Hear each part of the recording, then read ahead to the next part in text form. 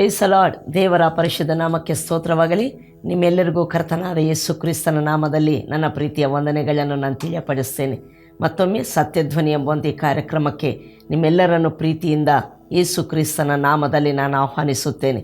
ಈ ಕಾರ್ಯಕ್ರಮ end time full gospel harvesters India Udupi ಮತ್ತು ಮಂಗಳೂರು ಸಭೆಗಳ ವತಿಯಿಂದ ಪ್ರಸಾರವಾಗುವಂಥದ್ದಾಗಿರ್ತದೆ. ಈ ನಮ್ಮ ಸಭೆಗಳಿಂದ ಪ್ರಸಾರವಾಗುವಂಥ ದೇವರ ವಾಕ್ಯ ಸಂದೇಶಗಳು ನಿಮಗೆ ಹೆಚ್ಚಾಗಿ ಲಭ್ಯವಾಗಬೇಕಾದಲ್ಲಿ ಪಾಸ್ಟರ್ ಎಂ ಪಾಲ್ ಪ್ರವೀಣ್ ಎಂಬುವಂಥ ಫೇಸ್ಬುಕ್ ಪೇಜ್ ಇದೆ ಮತ್ತು ಯೂಟ್ಯೂಬ್ ಚಾನಲ್ ಇದೆ.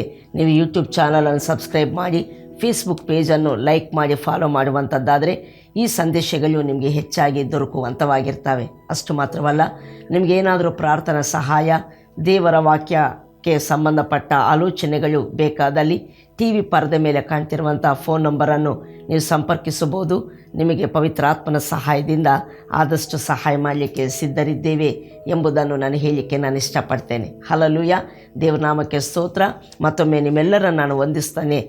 ದೇವರು ಒಳ್ಳೆಯವನಾಗಿದ್ದಾನೆ. ಹಲ್ಲೆಲೂಯ. 2026ನೇ ವರ್ಷದಲ್ಲಿ ಕಾಲಿಡುವುದಕ್ಕೆ ಕರ್ತನು ಕೃಪೆ ಕೊಟ್ಟಿದ್ದಾನೆ.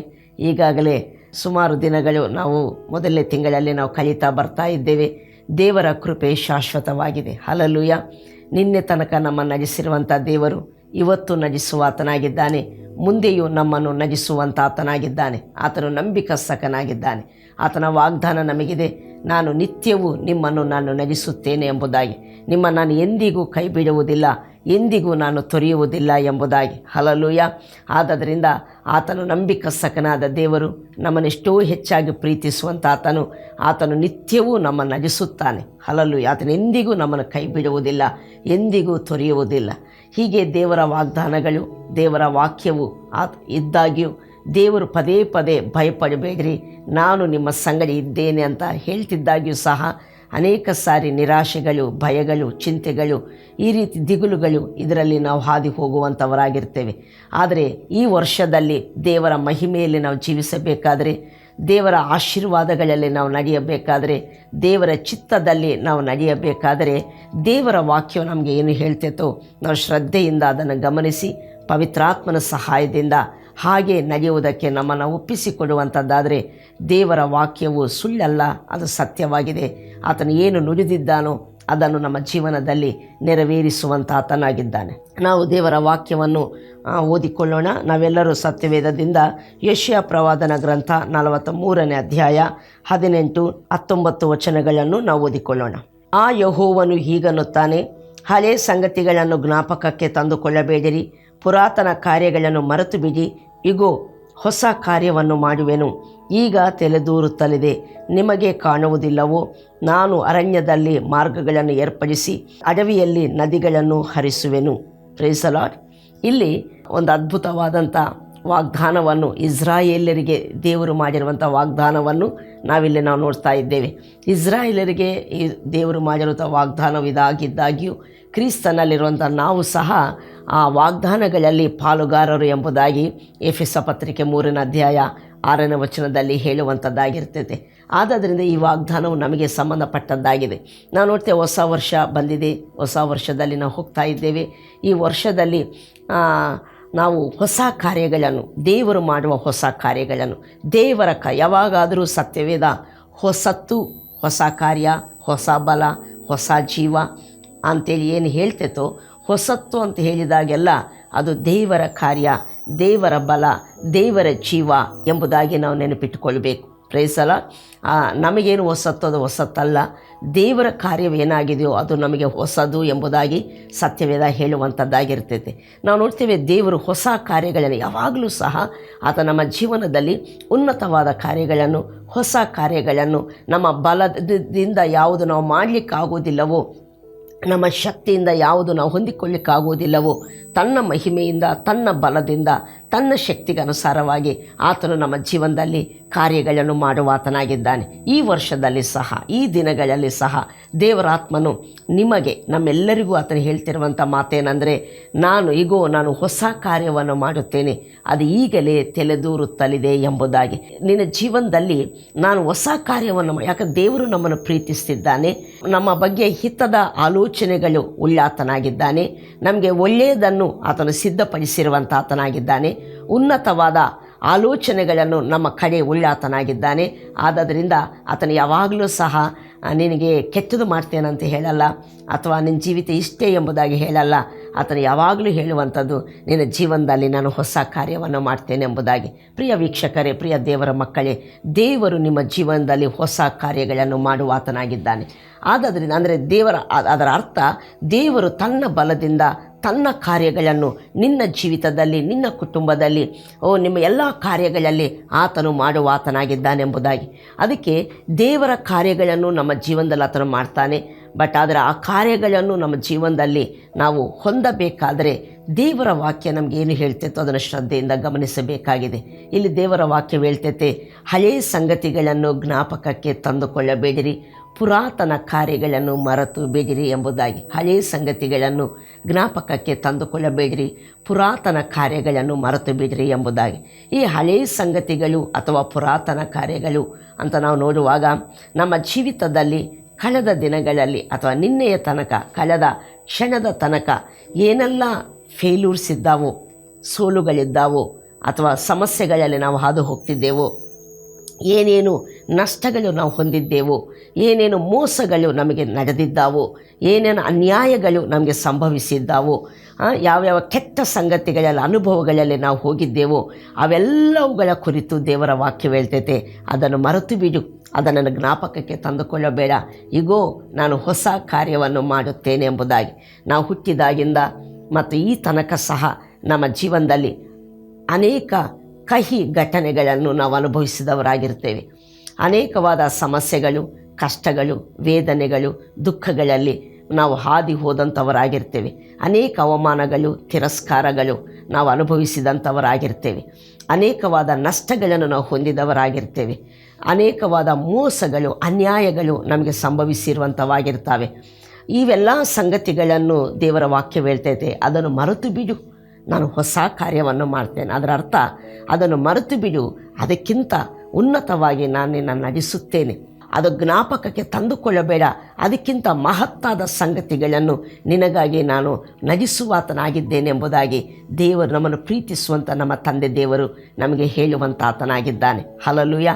ಆದ್ದರಿಂದ ಪ್ರಿಯ ದೇವರ ಮಕ್ಕಳೇ, ಯೇಸು ಕ್ರಿಸ್ತನಲ್ಲಿರುವಂಥ ನಾವುಗಳು ನಮ್ಮ ಜೀವಿತದಲ್ಲಿ ದೇವರು ನಮಗಿಟ್ಟಂಥ ಮಹಿಮೆಗಳನ್ನು, ದೇವರು ನಮಗಾಗಿ ಸಿದ್ಧ ಮಾಡಿರುವಂಥ ಮೇಲುಗಳನ್ನು, ಆ ಕೃಪೆಗಳನ್ನು ನಾವು ಅನುಭವಿಸಬೇಕು. ಅಂದರೆ ನಮ್ಮ ಜೀವಿತದಲ್ಲಿ ನಮಗೆ ನಿನ್ನೆ ತನಕ ಅಥವಾ ಕಳೆದ ಕ್ಷಣದ ತನಕ ನಮ್ಮ ಜೀವನದಲ್ಲಿ ಏನೆಲ್ಲ ಸಮಸ್ಯೆಗಳು, ಕಷ್ಟಗಳು, ನಷ್ಟಗಳು, ಮೋಸಗಳು, ಅನ್ಯಾಯಗಳು ನಮಗೆ ನಡೆದಿದ್ದಾವೋ ಅವೆಲ್ಲವನ್ನು ನಾವು ಮರೆತು ಬಿಡಬೇಕೆಂಬುದಾಗಿ. ಯಾಕೆ ನಾವು ಜ್ಞಾಪಕದಲ್ಲಿ ಇಟ್ಕೊಳ್ತೇವೆ?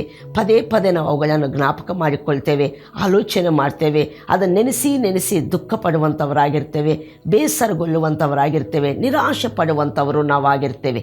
ಯಾಕೆ ಅಂದರೆ, ಇಂಥದಿತ್ತು ನನ್ನ ಜೀವನದಲ್ಲಿ, ಇದನ್ನು ನಾನು ಕಳ್ಕೊಂಡೆ, ಹೀಗೆ ಇದ್ದೆ, ನಾನು ಹೀಗಾಗಿ ಬಿಟ್ಟೆ, ನನಗೆ ಜನರು ಹೀಗೆ ನನ್ನ ನಡೆಸ್ಕೊಂಡ್ರು, ಹೀಗೆ ಅನ್ಯಾಯ ಮಾಡಿದರು, ಹೀಗೆ ಮೋಸ ಮಾಡಿದರು, ಹೀಗೆ ನಷ್ಟ ಆಯಿತು ನನಗೆ, ಇದನ್ನು ನಾನು ಕಳ್ಕೊಂಡೆ, ಎಂತೆಂಥ ಶ್ರಮೆಗಳು, ಎಂತೆಂಥ ಸಮಸ್ಯೆಗಳಲ್ಲಿ ನಾನು ಹಾದು ಹೋದೆ ಎಂಬುದಾಗಿ ಇವುಗಳನ್ನು ಜ್ಞಾಪಕ ಮಾಡಿಕೊಳ್ಳುವಂಥದ್ದು ಏನನ್ನು ಸೂಚಿಸ್ತೈತಂದರೆ, ಇನ್ನು ನಾನು ಅಂಥ ಜೀವಿತವನ್ನು ಹೊಂದಿಕೊಳ್ಳಲ್ವೇನೋ, ಕಳೆದ ಜೀವನದಲ್ಲಿ ನಾನೇನು ಒಳ್ಳೆಯದಾಗಿದ್ನೋ ಆ ಜೀವಿತ ತಿರುಗಿ ಬರುವುದಿಲ್ಲ, ಅದು ಕಳ್ಕೊಂಡಿದ್ದೇನೆ, ಅದು ನಷ್ಟ ಆಗಿದೆ, ಅದು ಮೋಸ ಆಗಿದೆ ಎಂಬುದಾಗಿ ಅದು ತಿರುಗಿ ಅಂಥ ಒಳ್ಳೆಯ ಜೀವಿತ ಅಥವಾ ಒಳ್ಳೆಯ ಸಂಗತಿಗಳು ತಿರುಗಿ ನನ್ನಲ್ಲಿ ಬರುವುದಿಲ್ಲವೇನೋ ಎಂಬುದಾಗಿ ನಿರಾಶೆಯಿಂದ ನಾವು ಕಳೆದ ದಿನಗಳ ಮತ್ತು ಆ ಕೆಟ್ಟ ಕಹಿ ಘಟನೆಗಳ ಜ್ಞಾಪಕದಲ್ಲಿ ಅಥವಾ ಅದರ ಆಲೋಚನೆಗಳಲ್ಲಿ ನಾವು ನಿರತರಾಗಿರುವಂಥವರಾಗಿರ್ತೇವೆ. ಅಷ್ಟು ಮಾತ್ರವಲ್ಲ, ಸಮಸ್ಯೆಗಳು, ನಮಗಿರುವಂಥ ಸಮಸ್ಯೆಗಳು, ನಮಗಿರುವಂಥ ಕಷ್ಟಗಳು, ನಮಗಿರುವಂಥ ಬಾಧೆಗಳು, ನಮಗಿರುವಂಥ ಭಾರಗಳು, ಇವುಗಳನ್ನು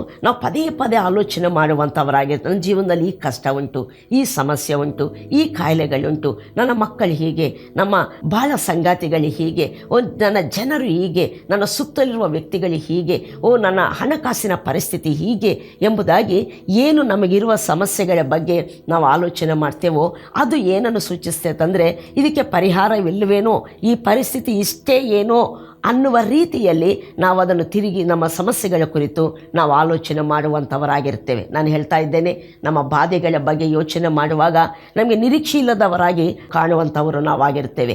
ಅಥವಾ ನಮಗಾದಂಥ ಮೋಸಗಳು, ಅನ್ಯಾಯಗಳು, ನಷ್ಟಗಳು, ನಾವು ಕಳ್ಕೊಂಡಂಥ ಸಂಗತಿಗಳು, ನಮಗೆ ನಷ್ಟವಾದಂಥ ಸಂಗತಿಗಳು, ಇದರ ಬಗ್ಗೆ ಯೋಚನೆ ಮಾಡುವಾಗ ತಿರುಗಿ ಅಂಥ ಉತ್ತಮ ಸ್ಥಿತಿ ನನಗೆ ಬರುವುದಿಲ್ಲವೇನೋ, ನಾನು ಕಳ್ಕೊಂಡೆ, ನನಗೆ ಮೋಸ ಆಯಿತು, ನನಗೆ ಅನ್ಯಾಯ ಆಯಿತು, ತಿರುಗಿ ನಾನು ಒಳ್ಳೆಯದನ್ನು ನೋಡುವುದಿಲ್ಲವೇನೋ ಎಂಬುವಂಥ ನಿರಾಶೆ ಮತ್ತು ನಿರೀಕ್ಷೆ ಇಲ್ಲದಂಥ ಒಂದು ಸ್ಥಿತಿಯಲ್ಲಿ ನಾವಿರುವಂಥವರು ನಾವಾಗಿರ್ತೇವೆ. ಬಟ್ ಆದರೆ ದೇವರ ವಾಕ್ಯ ಹೇಳ್ತೈತೆ, ಯೆರೆಮೀಯ ಪ್ರವಾದನ ಗ್ರಂಥ 29ನೇ ಅಧ್ಯಾಯ 11ನೇ ವಚನದಲ್ಲಿ ಹೀಗೆ ಹೇಳ್ತೈತೆ, ನಿಮಗೆ ನಿರೀಕ್ಷೆ ಇರಲಿ, ಗತಿ ಇರಲಿ ಎಂಬುದಾಗಿ ಸೇನಾಧೀಶ್ವರನಾದ ಯೆಹೋವನು ಅನ್ನುತ್ತಾನೆ ಎಂಬುದಾಗಿ. ನೀವು ನಿರೀಕ್ಷೆ ಉಳ್ಳವರ ಯಾವ ಪರಿಸ್ಥಿತಿಯಲ್ಲೇ ನೀವು ಇವತ್ತು ನಿಂತಿದ್ರು, ಏನನ್ನೇ ನೀವು ಕಳ್ಕೊಂಡಿದ್ರು, ಎಷ್ಟು ಮೋಸಗಳೇ ನಿಮಗಾಗಿದ್ರು, ಜನ ಏನೇ ಅನ್ಯಾಯ ನಿಮಗೆ ಮಾಡಿದ್ರು, ಪ್ರೈಸ್ ದಿ ಲಾರ್ಡ್, ನಿಮಗಿರುವಂಥ ಉತ್ತಮ ಸಂಗತಿಗಳನ್ನು ನಿಮ್ಮಿಂದ ಅವರು ಕಿತ್ತುಕೊಂಡಿದ್ದರೂ ಸಹ, ಅಥವಾ ಅನೇಕವಾದ ಬಾಧೆಗಳು, ಹಿಂಸೆಗಳು, ಸಮಸ್ಯೆಗಳು, ಕಷ್ಟಗಳು, ಕಾಯಿಲೆಗಳು, ಸಾಲಗಳು, ಇದರಲ್ಲಿ ನೀವು ಹೋಗ್ತಿದ್ದಾಗ್ಯೂ ಸಹ ನಿಮಗೆ ನಿರೀಕ್ಷೆ ಇರಲಿ ಎಂಬುದಾಗಿ ದೇವರ ವಾಕ್ಯ ಹೇಳ್ತದೆ.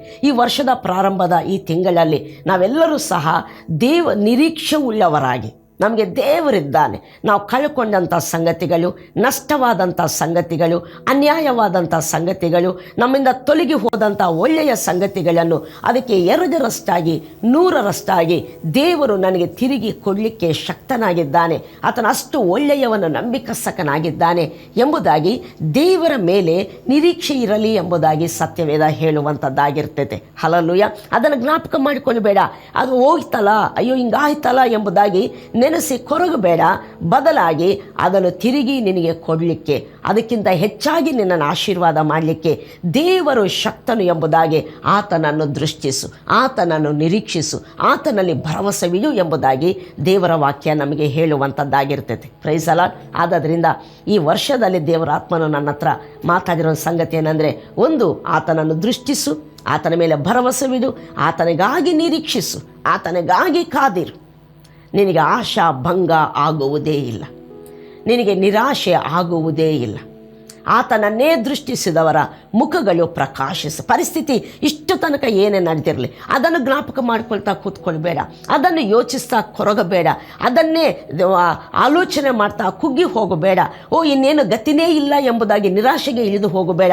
ಬದಲಾಗಿ ಎಲ್ಲವನ್ನೂ ಸಾಧ್ಯ ಮಾಡುವಂಥ, ಅಸಾಧ್ಯವಾದದ್ದು ಒಂದೂ ಇಲ್ಲದಂಥ, ನಮ್ಮನ್ನು ಎಷ್ಟೋ ಹೆಚ್ಚಾಗಿ ಪ್ರೀತಿ ಮಾಡುವಂಥ ನಮ್ಮ ಕರ್ತನಾದ ದೇವರನ್ನು ಯೇಸು ಕ್ರಿಸ್ತನಲ್ಲಿ ಮತ್ತು ಆತನನ್ನೇ ದೃಷ್ಟಿಸುವವರಾಗಿರಿ,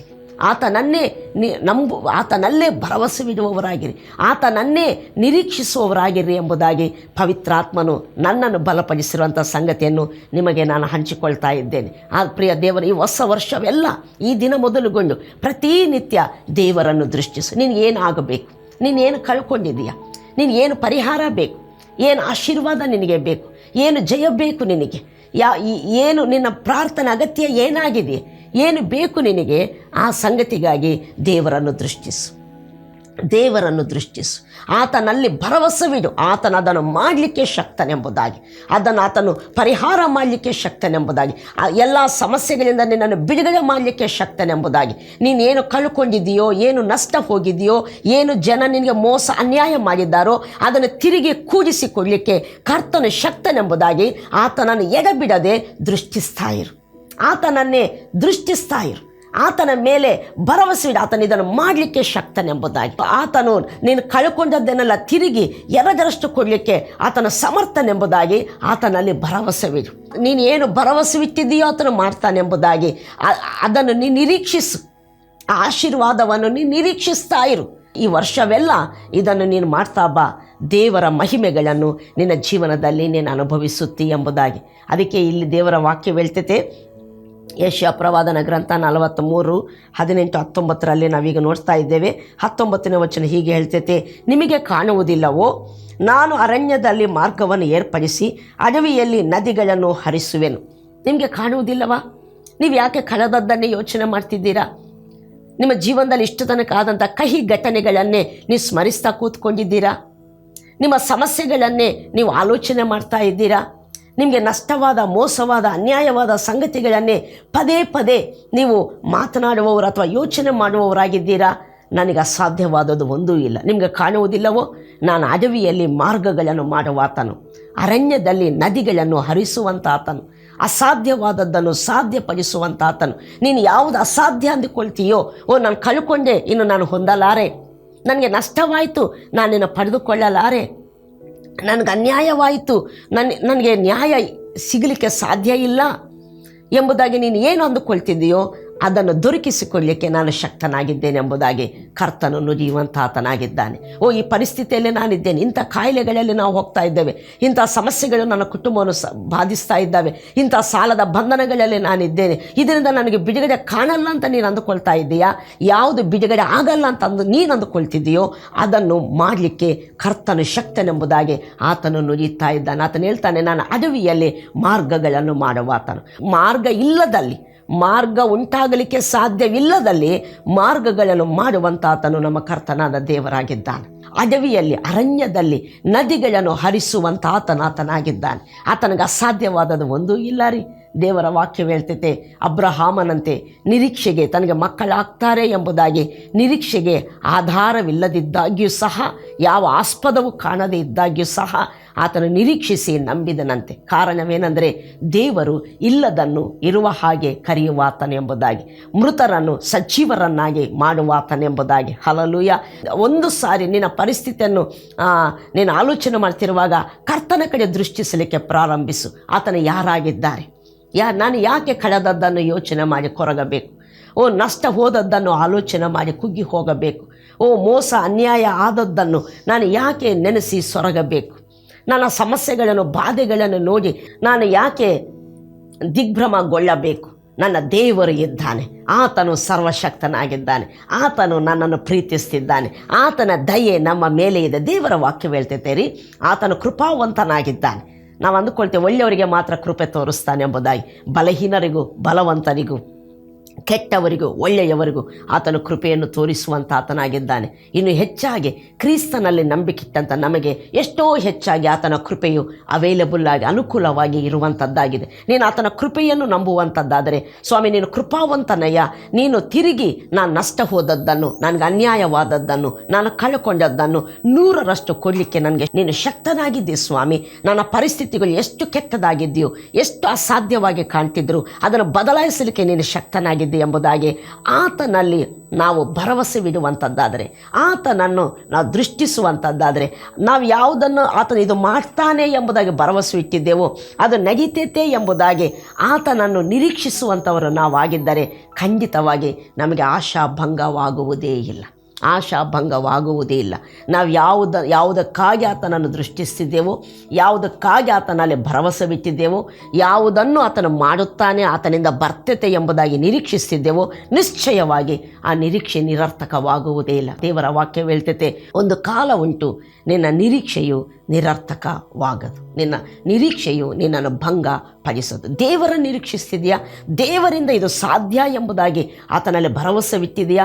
ದೇವರಿಂದ ಇದು ನನಗೆ ಸಿಗ್ತತೆ ಎಂಬುದಾಗಿ ನೀನು ಕಾದುಕೊಂಡಿದ್ದೀಯಾ? ನಿನಗೆ ಆಶಾಭಂಗ ಆಗುವುದೇ ಇಲ್ಲ. Praise the lord.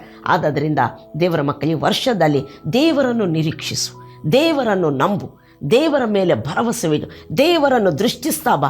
ಆತನ ವಾಕ್ಯಗಳನ್ನು ಹಗಲು ರಾತ್ರಿ, ವಾಗ್ದಾನದ ವಚನಗಳನ್ನು, ಆಶೀರ್ವಾದದ ವಚನಗಳನ್ನು, ಕ್ರಿಸ್ತನಲ್ಲಿ ನಿನಗೇನಾಗಿದೆಯೋ ಆ ಸಂಗತಿಗಳನ್ನು ಹಗಲು ರಾತ್ರಿ ಧ್ಯಾನಿಸ್ತಾ ಬಾ. ಬಾಯಿಂದ ಆ ವಾಕ್ಯಗಳನ್ನೇ ಮಾತನಾಡ್ತಾ ಬಾ. ಖಂಡಿತವಾಗಿ ನಿನ್ನ ಜೀವನದಲ್ಲಿ ನೀನು ಕಳ್ಕೊಂಡದ್ದಕ್ಕೆ 100ರಷ್ಟು ಹೆಚ್ಚಾಗಿ ನೀನು ಹೊಂದಿಕೊಳ್ಳುವಂಥ ವ್ಯಕ್ತಿಯಾಗಿರ್ತೀಯ. ನಿನಗೇನು ಅನ್ಯಾಯವಾಗಿ ಕಸಿದುಕೊಳ್ಳಲ್ಪಟ್ಟಿದೆಯೋ ಅದಕ್ಕೆ ಬದಲಾಗಿ ನೀನು 100ರಷ್ಟು ದೇವರು ನಿನ್ನನ್ನು ಆಶೀರ್ವದಿಸುವಂಥ ಆತನಾಗಿದ್ದಾನೆ. Praise the Lord. ಹಲ್ಲೆಲೂಯಾ. ಆದ್ದರಿಂದ ನಮ್ಮ ಜೀವಿತದಲ್ಲಿ ದೇವರ ವಾಕ್ಯ ಹೇಳ್ತೈತೆ, ಪುರಾತನ ಕಾರ್ಯಗಳನ್ನು ಮರೆತು ಬಿಡು, ಹಳೆಯ ಸಂಗತಿಗಳನ್ನು ಜ್ಞಾಪಕಕ್ಕೆ ತಂದುಕೊಳ್ಳಬೇಡ. ನೀನು ನನ್ನನ್ನು ನಿರೀಕ್ಷಿಸು, ನನ್ನಲ್ಲಿ ಭರವಸೆವಿಡು, ನನ್ನನ್ನು ಕಾದುಕೊಂಡಿರು, ನನ್ನ ಮೇಲೆ ನನ್ನನ್ನು ದೃಷ್ಟಿಸ್ತಾ ಇರು. ನಿನ್ನ ಜೀವನದಲ್ಲಿ ದೊಡ್ಡ ಕಾರ್ಯಗಳನ್ನು ನಾನು ಮಾಡುತ್ತೇನೆ. ನೀನು ಕಳೆದುಕೊಂಡದಕ್ಕೆ 2ರಷ್ಟು ನಾನು ಕೊಡುತ್ತೇನೆ. ಒಂದು ಎಕ್ಸಾಂಪಲನ್ನು ನಿಮ್ಮ ಮಧ್ಯದಲ್ಲಿ ಹೇಳಲಿಕ್ಕೆ ನಾನು ಇಷ್ಟಪಡ್ತೇನೆ. ಮೊದಲನೇ ಪೂರ್ವವೃತ್ತಾಂತ ಕಾಲ 4ನೇ ಅಧ್ಯಾಯದಲ್ಲಿ ಒಬ್ಬ ವ್ಯಕ್ತಿ ನಮಗೆ ಕಾಣ್ತಾನೆ. ನಾವು ನೋಡಿಕೊಳ್ಳೋಣ. 4ನೇ ಅಧ್ಯಾಯ 9-10 ವಚನಗಳನ್ನು ನಿಮ್ಮ ಮಧ್ಯದಲ್ಲಿ ಓದಲಿಕ್ಕೆ ನಾನು ಇಷ್ಟಪಡ್ತೇನೆ. ಅಹರ್ಯೇಲನ ಹಾರೂಮನ ಮಗನು ಯಾಬೇಚನು ತನ್ನ ಅಣ್ಣ ತಮ್ಮಂದಿರಲ್ಲಿ ಘನವಂತನಾಗಿದ್ದನು. ಇವನನ್ನು ಬಹು ವೇದನೆಯಿಂದ ಹೆತ್ತೆನೆಂದು ಹೇಳಿ ಇವನ ತಾಯಿ ಇವನಿಗೆ ಯಾಬೇಚೆಂದು ಹೆಸರಿಟ್ಟಳು. ಯಾಬೇಚನು ಇಸ್ರಾಯೇಲ್ ದೇವರಿಗೆ, ನೀನು ನನ್ನನ್ನು ವಿಶೇಷವಾಗಿ ಆಶೀರ್ವದಿಸಿ ನನ್ನ ಪ್ರಾಂತವನ್ನು ವಿಸ್ತರಿಸಿ ನಿನ್ನ ಹಸ್ತದಿಂದ ನನ್ನನ್ನು ಹಿಡಿದು ಯಾವ ವೇದನೆಯೂ ಉಂಟಾಗದಂತೆ ನನ್ನನ್ನು ರಕ್ಷಿಸಬಾರದೇ ಎಂದು ಮೊರೆಯಿಡಲು ದೇವರು ಅವನ ಮೊರೆಯನ್ನು ಲಾಲಿಸಿದನು. Praise the Lord. ಇಲ್ಲಿ ಯಾಬೇಚನ್ ಎಂಬ ವ್ಯಕ್ತಿಯನ್ನು ನಾವು ನೋಡ್ತೇವೆ. ಈ ಹೆಸರು ಯಾಬೇಚ್ ಅಂತ, ಈ ಹೆಸರಿಗೆ ಅರ್ಥ ವೇದನೆ ಎಂಬುದಾಗಿ. ತಾಯಿ ಆತನನ್ನು ಹೇರುವಾಗ ಅಥವಾ ಹಡಿಯುವಾಗ ವೇದನೆಯಿಂದ ಹೆತ್ತೇನೆಂಬುದಾಗಿ ಹೇಳಿ ಅವನಿಗೆ ಯಾಬೇಚ್ ಎಂಬುದಾಗಿ ಹೆಸರಿಡ್ತಾಳೆ. ಅದರ ಅರ್ಥ ವೇದನೆ ಎಂಬುದಾಗಿ. ತಾಯಿ ಆತನನ್ನು ವೇದನೆ ನೀನು ಎಂಬುದಾಗಿ ಕರೆದಿದ್ದಾಳೆ. ಎಲ್ಲ ಜನರು ಸಹ ಇವನು ವೇದನೆ, ತಾಯಿಗೆ ವೇದನೆ ಕೊಟ್ಟ ಮಗ ಎಂಬುದಾಗಿ ಕರೆಯುವಂಥವರಾಗಿದ್ದರು.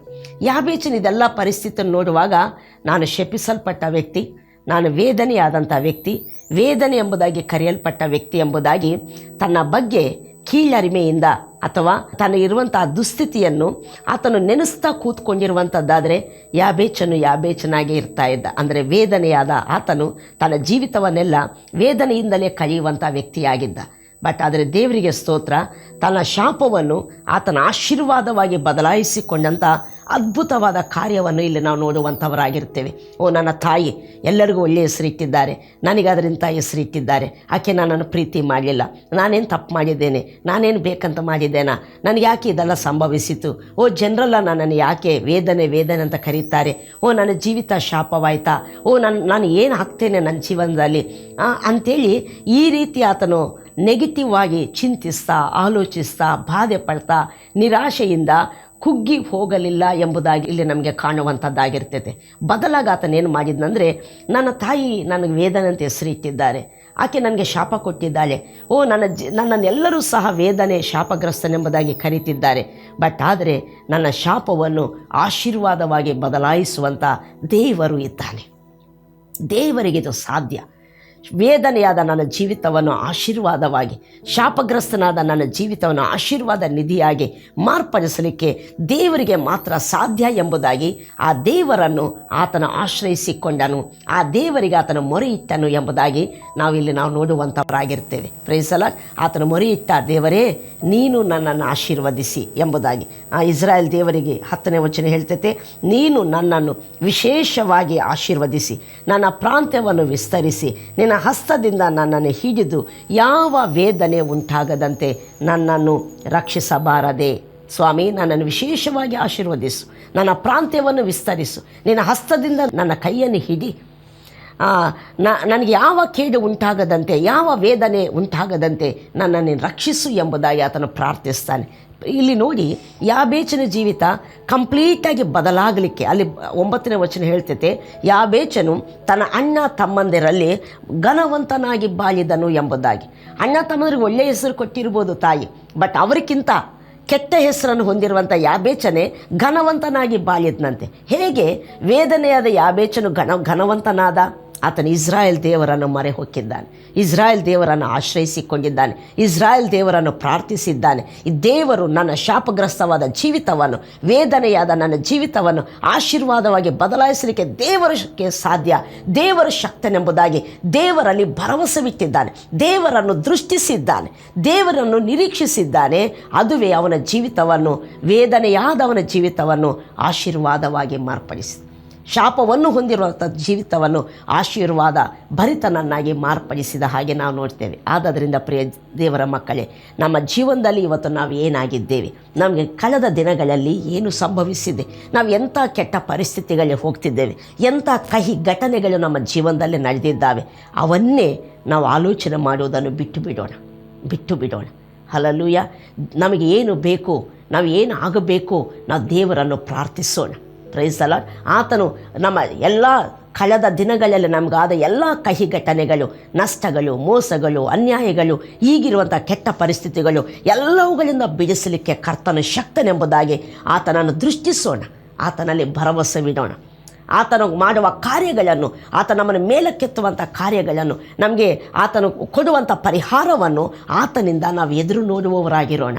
ಖಂಡಿತವಾಗಿ ದೇವರ ವಾಕ್ಯ ಹೇಳ್ತೈತೆ, ಯೆಹೋವನನ್ನು ಎದುರು ನೋಡುವವರು, ನಿರೀಕ್ಷಿಸುವವರು ಹೊಸ ಬಲವನ್ನು ಹೊಂದುವರು ಎಂಬುದಾಗಿ. ಯೆಹೋವನು ನಿರೀಕ್ಷಿಸುವವರು ಹೊಸ ಬಲವನ್ನು ಹೊಂದುವರೆಂಬುದಾಗಿ. ಕಳೆದ ಸಂಗತಿಗಳನ್ನು ಆಲೋಚನೆ ಮಾಡುವವರಲ್ಲ, ಕಳೆದು ಹೋದ ಕಹಿ ಘಟನೆಗಳನ್ನು ಜ್ಞಾಪಕ ಮಾಡಿಕೊಳ್ತಾ ಚಿಂತಿಸುವವರಲ್ಲ, ನಮಗಿರುವಂಥ ಕೆಟ್ಟ ಪರಿಸ್ಥಿತಿಗಳನ್ನು, ಸಮಸ್ಯೆಗಳನ್ನು, ಅನೇಕವಾದ ಕಷ್ಟಗಳನ್ನು ಯೋಚನೆ ಮಾಡ್ತಾ ಕೂತ್ಕೊಳ್ಳುವವರಲ್ಲ ದೇವರ ಮಹಿಮೆಯನ್ನು ಕಾಣೋದು. ಆ ಎಲ್ಲ ಪರಿಸ್ಥಿತಿಗಳ ಮಧ್ಯದಲ್ಲಿ ದೇವರನ್ನೇ ದೃಷ್ಟಿಸ್ತಾ, ದೇವರನ್ನೇ ನಂಬುತ್ತಾ, ಆತನಲ್ಲೇ ಭರವಸೆವಿಡುತ್ತಾ, ಆತನನ್ನೇ ಕಾದುಕೊಂಡು ನಾವಿರುವಂಥದ್ದಾದರೆ ಖಂಡಿತವಾಗಿ ನಮ್ಮ ಜೀವನದಲ್ಲಿ ದೇವರ ಬಲವನ್ನು, ದೇವರ ಕಾರ್ಯಗಳನ್ನು, ಹೊಸ ಕಾರ್ಯಗಳನ್ನು, ಹೊಸ ಬಲವನ್ನು ನಮ್ಮ ಜೀವನದಲ್ಲಿ ವರ್ಷದಲ್ಲಿ ನಾವು ನಿಶ್ಚಯವಾಗಿ ನಿಮಗಾದಂಥ ನಷ್ಟಕ್ಕೆ ಪ್ರತಿಯಾಗಿ ನೀವು ಖಂಡಿತವಾಗಿ 100ರಷ್ಟು ದೇವರಿಂದ ನೀವು ಹೊಂದಿಕೊಳ್ಳುವಂಥವರಾಗಿರ್ತೀರ. ನಿಮಗಾದಂಥ ಮೋಸ ಅನ್ಯಾಯಗಳಿಗೆ ಮತ್ತು ಪ್ರತಿಯಾಗಿ ದೇವರು ನಿಮ್ಮನ್ನು ಅವರ ಮಧ್ಯದಲ್ಲೇ ಘನವಂತರನ್ನಾಗಿ ಬಾಳುವ ಹಾಗೆ ನಿಮ್ಮನ್ನು ಮಾಡುವಂಥ ಆತನಾಗಿರ್ತಾನೆ. ಈಗಿರುವಂಥ ಎಲ್ಲ ಕಷ್ಟಗಳು, ಸಮಸ್ಯೆಗಳು, ಕಾಯಿಲೆಗಳು, ಬಂಧನಗಳು ಎಲ್ಲವುಗಳಿಂದ, ಸಾಲದ ಕಾಟಗಳು ಎಲ್ಲವುಗಳಿಂದ ಕರ್ತನು ಬಿಡಿಸಿ ಸುಸ್ಥಿತಿಗೆ, ಉತ್ತಮವಾದ ಸ್ಥಿತಿಗೆ ನಿಮ್ಮನ್ನು ನಡೆಸುವ ಆತನಾಗಿದ್ದಾನೆ. ಯಾಕಂದರೆ ಆತನು ಶಕ್ತನಾಗಿದ್ದಾನೆ, ಆತನಿಗೆ ಅಸಾಧ್ಯವಾದದ್ದು ಒಂದೂ ಇಲ್ಲ. ಅಡವಿಯಲ್ಲಿ ಮಾರ್ಗಗಳನ್ನು ಮಾಡುವ ಆತನು, ಅರಣ್ಯದಲ್ಲಿ ನದಿಗಳನ್ನು ಹರಿಸುವ ಆತನು. ಆತನನ್ನೇ ದೃಷ್ಟಿಸಿರಿ, ಆತನಲ್ಲೇ ಭರವಸೆವಿಡಿರಿ, ಆತನನ್ನೇ ಕಾದುಕೊಂಡಿರಿ. ನಿಮ್ಮನ್ನು ದೇವರು ಎಂದಿಗೂ ನಿರಾಶೆ ಪಡಿಸುವುದಿಲ್ಲ, ನಿಮ್ಮ ನಿರೀಕ್ಷೆ ನಿರರ್ಥಕವಾಗುವುದೇ ಇಲ್ಲ. ಪ್ರಾರ್ಥನೆ ಮಾಡಿಕೊಳ್ಳೋಣ. ಪ್ರೀತಿಯುಳ್ಳ ಪರಲೋಕದ ತಂದೆ ದೇವರೇ, ಯೇಸು ಕ್ರಿಸ್ತನ ನಾಮದಲ್ಲಿ ನಿಮಗೆ ಸ್ತುತಿ ಸ್ತೋತ್ರಗಳನ್ನು ಸಲ್ಲಿಸುತ್ತೇವೆ ಸ್ವಾಮಿ. ಕ್ರಿಸ್ತನಲ್ಲಿ ನಂಬಿಕಿಟ್ಟಂಥ ನಮ್ಮ ಜೀವಿತ ಸ್ವಾಮಿ ನಿನ್ನನ್ನು ದೃಷ್ಟಿಸುತ್ತಾ, ನಿನ್ನಲ್ಲಿ ಭರವಸೆವಿಡುತ್ತಾ, ನಿನ್ನನ್ನು ನಿರೀಕ್ಷಿಸುತ್ತಾ ನಡೆಯುವಂಥ ಜೀವಿತವಾಗಿದೆ. ಕಳೆದ ಸಂಗತಿಗಳು, ಹಳೆಯ ಸಂಗತಿಗಳು, ಪುರಾತನ ಕಾರ್ಯಗಳನ್ನು ನಾವು ಜ್ಞಾಪಕ ಮಾಡಿಕೊಳ್ಳದೆ ಆಗಿರುವಂಥ ಪರಿಸ್ಥಿತಿ, ಆಗಿರುವಂಥ ಸುಸ್ಥಿತಿ, ಆದಂಥ ನಷ್ಟಗಳು, ಈಗಿರುವಂಥ ಕಷ್ಟಗಳು, ಇದು ಯಾವುದನ್ನು ಜ್ಞಾಪಕ ಮಾಡಿಕೊಳ್ಳದೆ ಸ್ವಾಮಿ ನಿನ್ನ ಮೇಲೆ ಪೂರ ಭರವಸೆವಿಡುತ್ತಾ ಮುಂದಕ್ಕೆ ಹೋಗುವುದಕ್ಕೆ ನಿನ್ನ ಮಕ್ಕಳನ್ನು ಬಲಪಡಿಸಬೇಕೆಂಬುದಾಗಿ ಪ್ರಾರ್ಥಿಸ್ತೇನೆ. ಎಲ್ಲ ಈ ಕಾರ್ಯಕ್ರಮವನ್ನು ವೀಕ್ಷಿಸ್ತಿರುವಂಥ, ವಾಕ್ಯವನ್ನು ಕೇಳ್ತಿರುವಂಥ ಪ್ರತಿಯೊಬ್ಬರಲ್ಲಿ ದೇವರನ್ನು ನಾನು ದೃಷ್ಟಿಸ್ತೇನೆ, ಆತನನ್ನೇ ನಾನು ಭರವಸೆವಿಡುತ್ತೇನೆ, ಆತನನ್ನೇ ನಾನು ನಿರೀಕ್ಷಿಸುತ್ತೇನೆ ಎಂಬುವಂಥ ಒಂದು ನಿನ್ನ ಕಾರ್ಯ ಅವರ ಅಂತರಂಗದಲ್ಲಿ ಆಗಲಿ ಸ್ವಾಮಿ. ಉತ್ತಮ ಸ್ಥಿತಿಗೆ ನೀನು ನಡೆಸುವಂಥ ಉತ್ತಮ ಸ್ಥಿತಿಗೆ ಅವರು ಹಾದು ಹೋಗಲಿ ಎಂಬುದಾಗಿ ನಾನು ಪ್ರಾರ್ಥಿಸ್ತೇನೆ. ನಿನ್ನ ಕೃಪೆಯಲ್ಲಿ ಹಸ್ತಕ್ಕೊಪ್ಪಿಸಿಕೊಡ್ತಾ ಯೇಸು ನಾಮದಲ್ಲಿ ಪ್ರಾರ್ಥಿಸಿ ಬೇಡಿ ಹೊಂದಿದ್ದೇನೆ ಪ್ರೀತಿಯುಳ್ಳ ತಂದೆಯೇ.